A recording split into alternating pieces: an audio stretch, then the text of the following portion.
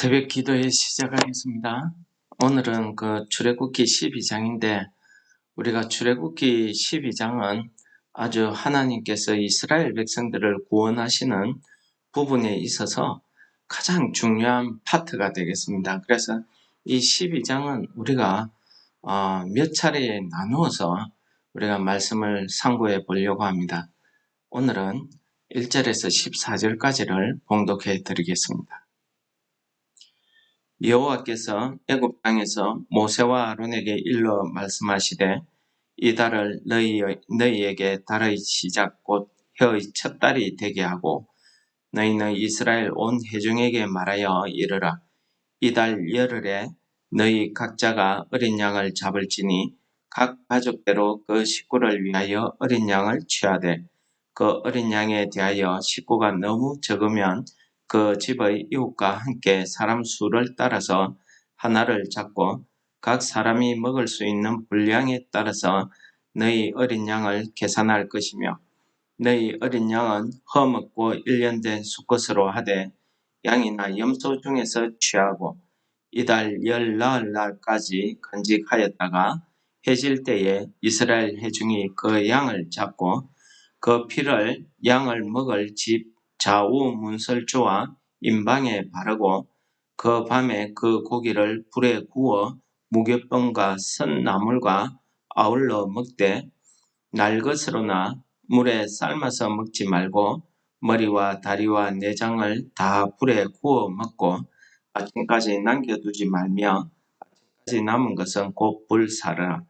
너희는 그것을 이렇게 먹을지니 허리에 띠를 띠고 발에 신을 신고 손에 지팡이를 잡고 급히 먹으라.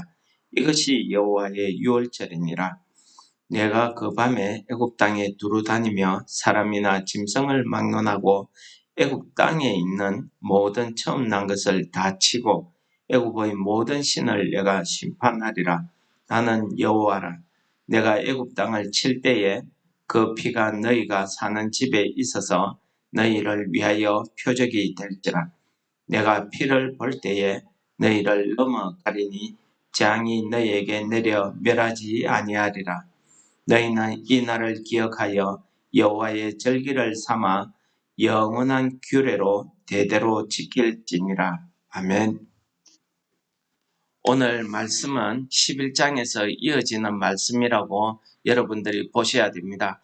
11장에서는 마지막 재앙이 어떻게 임할 것을 그리고 거기에 그 재앙 이후에 어떻게 행동해야 될 것을 행동 지침을 가르쳐 주신 말씀이고요.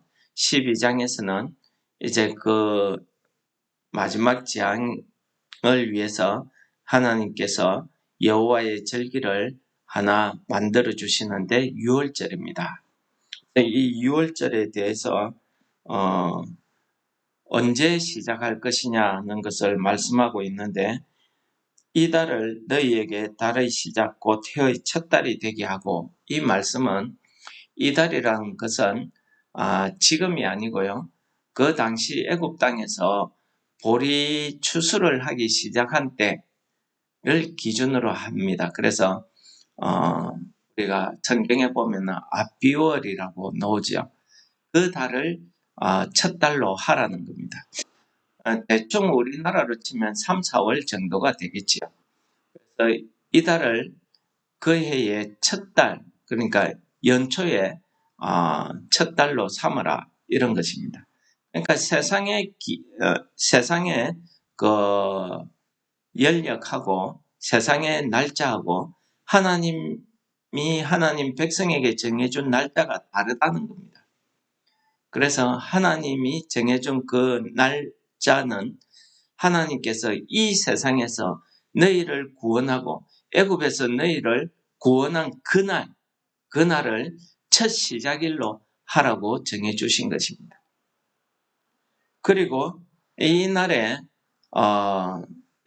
기념해서 먹을 양식을 정해주시는데 어린 양이나 염소를 취하게 합니다. 그런데 이 어린 양이나 염소를 취할 때에 취할 수 있는 양의 자격이 있습니다. 뭐냐면은 흠이 없고 1년 된 수컷으로 하라고 딱 정해놨습니다. 이 흠이 없고 일련된 수컷에 대해서는, 이 어린 양에 대해서는 우리가 너무나도 잘 알고 있고 여러 번 들어서 알고 있듯이, 즉 예수 그리스도를 대표한다, 나타낸다, 이렇게 보시면 되겠습니다.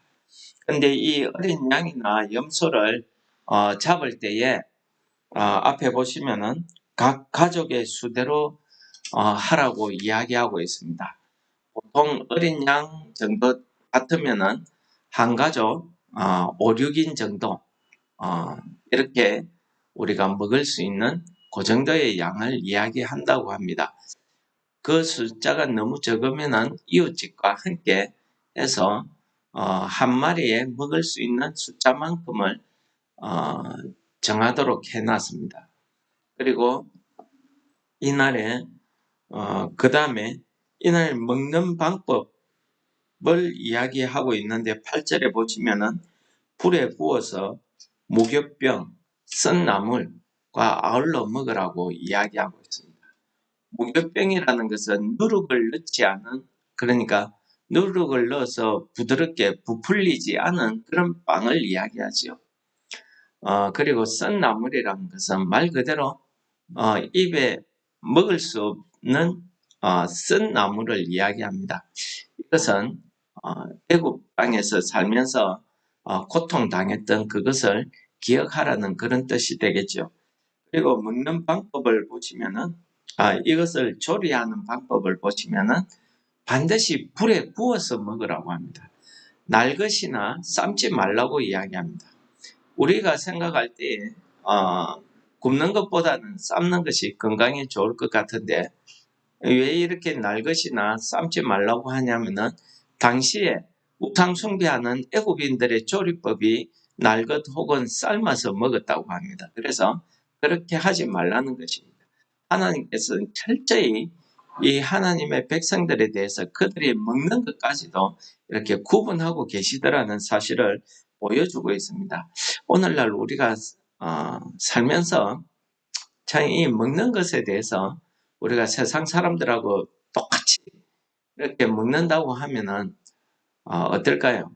우리 신앙생활에 조금 생각해 볼 문제입니다. 그리고 이것을 아침까지 남겨두지 말 것을 이야기하고 남은 것은 불사르게 합니다.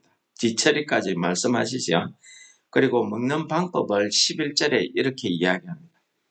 너희는 그것을 이렇게 먹을지니 허리에 띠를 띠고 발에 신을 신고 손에 지팡이를 잡고 급히 먹으라. 하나님의 구원이 그만큼 속히 임할 것이고, 우리가 늘 이 땅에서 살고 있지만은 언제나 하나님이 부르시면은 언제나 하나님 나라, 우리의 본향으로 갈 수 있는 그런 만반의 준비를 하고 먹으라는 거죠. 급히 먹으는 시간이 없다는 소리입니다. 얼마나 급하고 재촉하면은 이렇게 먹을 때 편안히 앉아서 먹는 게 아니고 외출 준비, 나갈 준비를 다 하고 손에 지팡이를 짚고 급히 먹으니까 그게 제대로 먹히겠습니까? 하나님의 구원이 이제 거의 임박했다는 것을 이렇게 말씀하고 있는 겁니다. 그러면서 오늘 중요한 말씀 중에 하나가, 내가 애굽에 들어가서 애굽의 모든 사람을 애굽 땅에 두루 다니며 사람이나 짐승을 막론하고 애굽 땅에 있는 모든 청 것을 치고 애굽 나라의 신들을 심판하리라고 말씀하고 있습니다. 자, 이때에 구원받고 피할 수 있는 방법을 하나님께서 미리 말씀하시는데, 그 양을 잡아서 양의 피를 그 양을 먹는 집 두 문 설주와 임방에 바르라고 이야기합니다. 문 설주는 문의 두 기둥이고 임방은 그 윗부분이죠. 여기를 어린 양의 피로 바르라고 이야기합니다. 이게 우리를 이게 내가 피를 볼 때에 너희를 넘어가리니 재앙이 너희에게 내려 멸하지 아니하리라 하시는 말씀입니다. 이것이 하나님께서 정해주신 영원한 규례라는 것입니다. 우리의 영원한 규례에 남는 것은 우리가 그 예식을 행할 때에 그 먹는 집 문설주와 임방에 어린 양의 피를 칠해야 된다는 것입니다. 여러분, 마지막 재앙은요, 내가 이스라엘과 애굽을 구분하리라 하지 않았습니다. 애굽 땅에 있는 모든 것이라고 이야기합니다. 자, 그렇다고 하면은 이스라엘 백성들이 사는 고센 땅은 그냥 하나님이 지나갔을까요? 그렇지 않다는 겁니다. 모든 애굽 땅의 모든 것이라고 이야기합니다. 하나님의 진노는, 하나님의 심판은 가리지 않는다는 것입니다.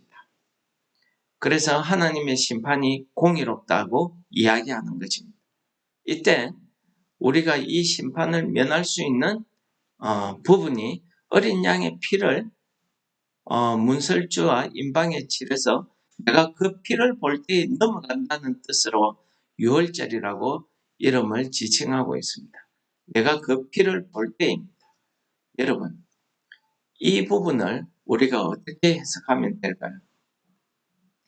하나님께서 보내신 여호와의 신이 이 피를 볼 때에 그 집을 넘어간다고 합니다.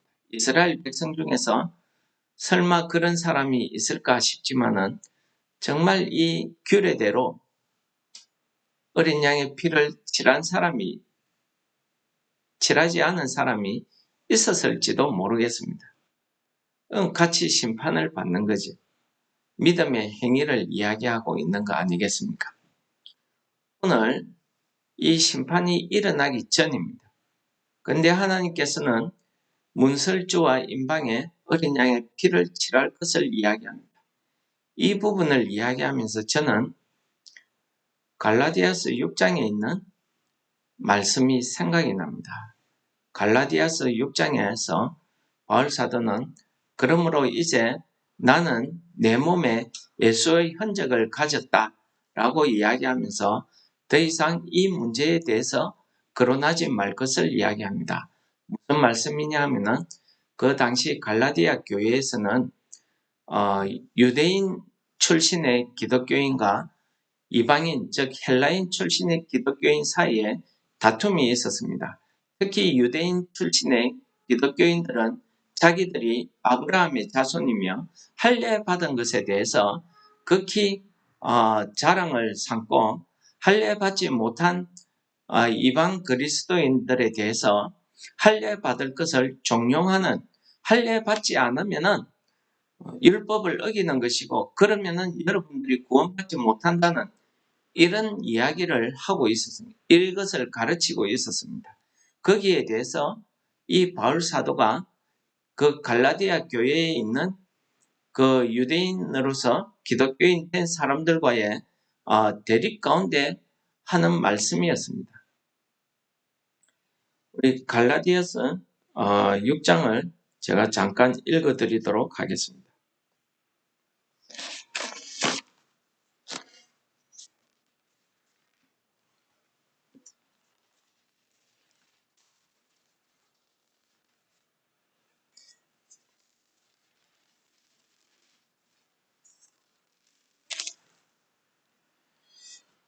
14절부터 읽는 게 이해가 될 것 같습니다. 그러나 내게는 우리 주 예수 그리스도의 십자가 외에 결코 자랑할 것이 없으니 그리스도로 말미암아 세상이 나를 대하여 십자가에 못 박히고 내가 또한 세상에 대하여 그러하니라.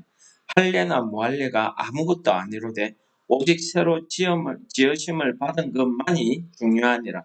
무릇 이 규례를 행하는 자에게와 하나님의 이스라엘에게 평강과 긍휼이 있을지어다. 이후로 누구든지 나를 괴롭게 하지 말라.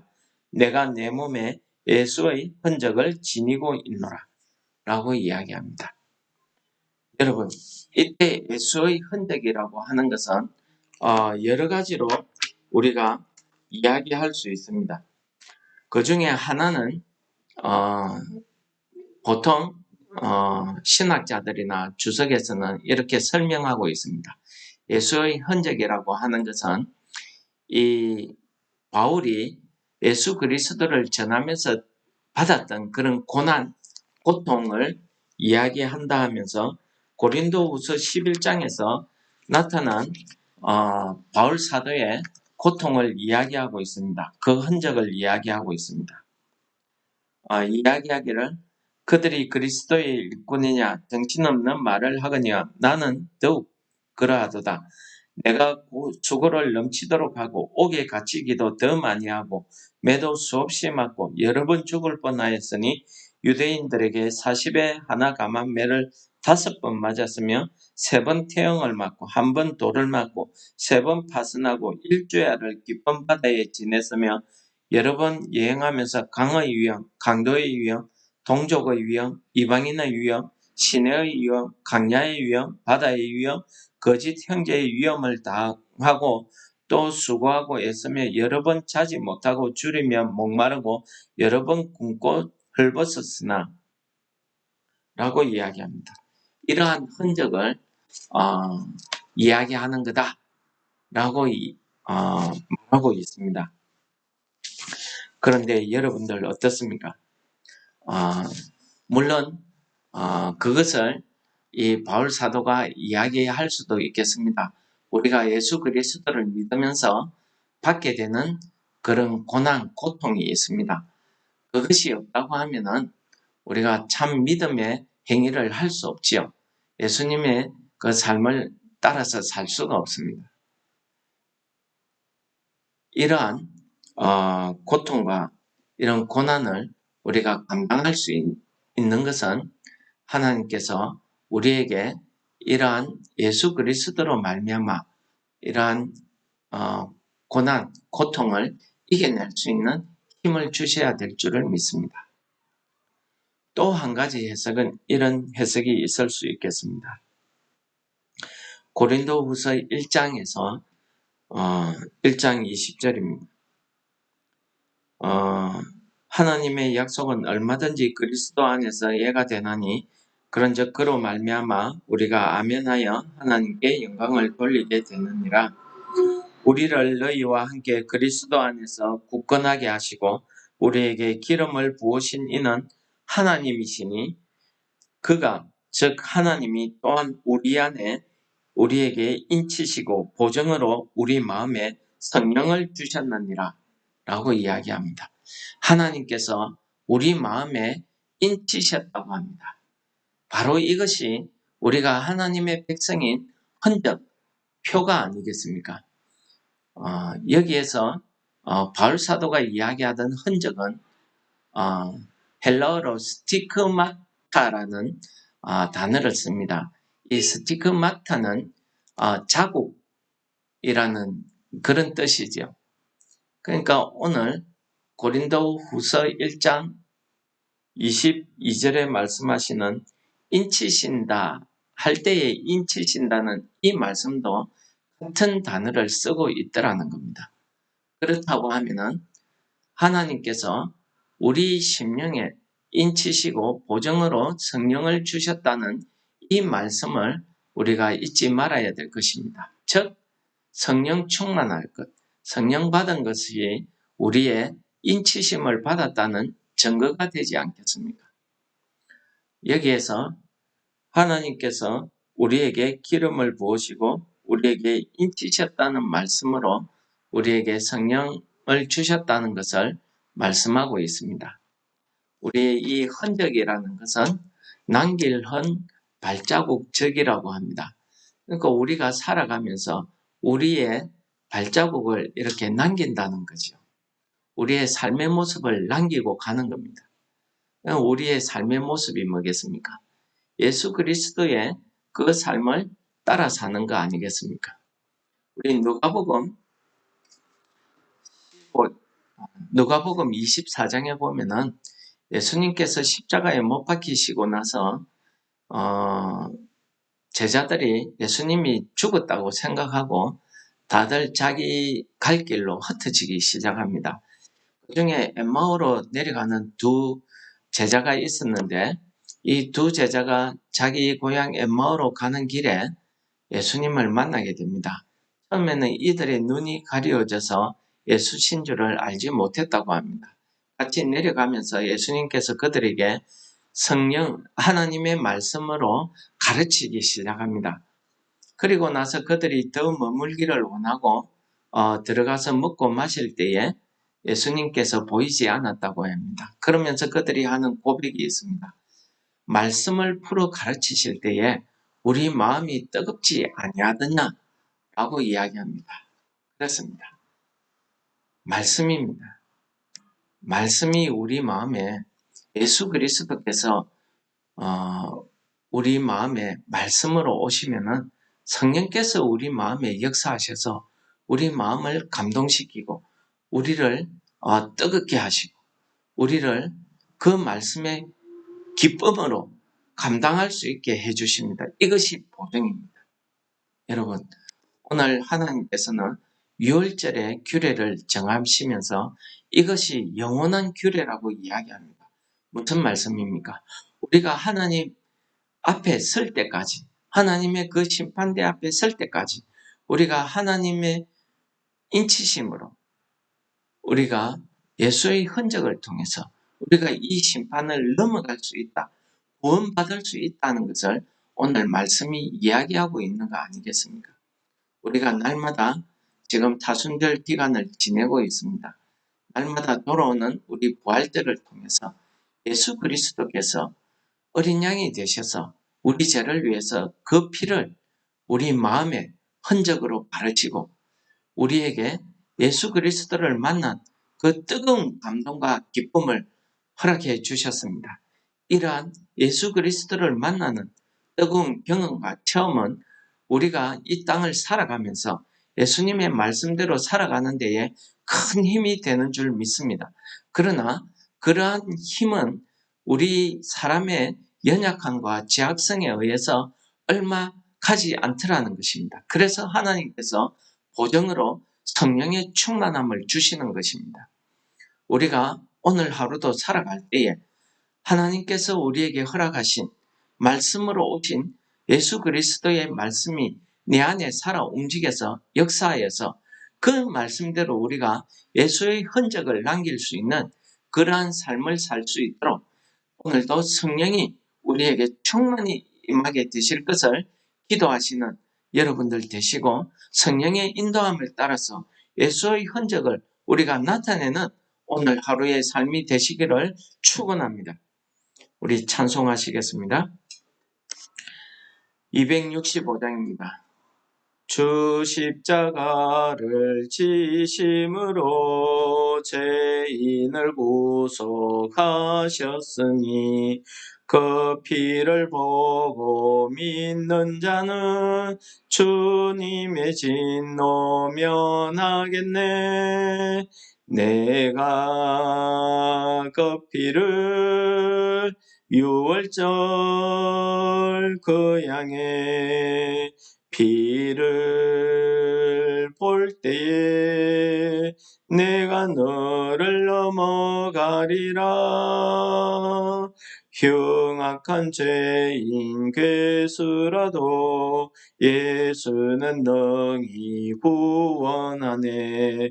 온몸을 피에 담글 때에 주님의 진노 면하겠네.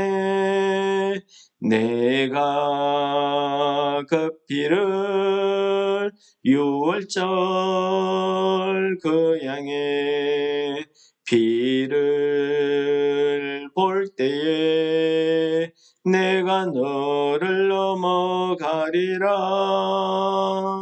심판할 때에 모든 백성 행한 일대로 보응받네. 주님의 피로 죄 씻으며 주님의 진노 면하겠네. 내가 그 피를 6월절 그 양의 피를 볼 때에 내가 너를 넘어가리라. 구주의 사랑 크신 은혜 보혈의 능력 어지하세. 심판의 불이 내릴 때에 주님의 진노 면하겠네. 내가 그 피를 6월절 그 양의 피를 볼 때에 내가 너를 넘어가리라. 우리를 구원하시기 위해서 예수 그리스도를 어린 양의 피로 허락하여 주시고 우리가 그 피로 힘입어서 하나님 앞에 나아갈 수 있는 구원의 길을 우리에게 허락하신 하나님 아버지, 오늘 말씀을 통해서 우리가 아버지 앞에 설 때까지 이 말씀을 영원한 규례로 지키게 하시고 우리의 삶 가운데 예수의 흔적을 나타낼 수 있는 삶을 살 수 있도록 성령 충만케 하여 주시옵소서. 예수님 이름으로 감사 기도드립니다. 아멘. 하늘에 계신 우리 아버지여, 이름이 거룩히 여김을 받으시오며 나라에 임합시오며 뜻이 하늘에서 이룬 것 같이 땅에서도 이루어지이다. 오늘날 우리에게 일용할 양식을 주옵시고 우리가 우리에게 죄 지은 자를 사하여 준 것 같이 우리 죄를 사하여 주옵시고 우리를 시험에 들게 하지 마옵시며 다만 악에서 구하옵소서. 대개의 나라와 근세와 영광이 아버지께 영원히 있사옵나이다. 아멘. 우리 말씀을 생각하시면서 기도하겠습니다.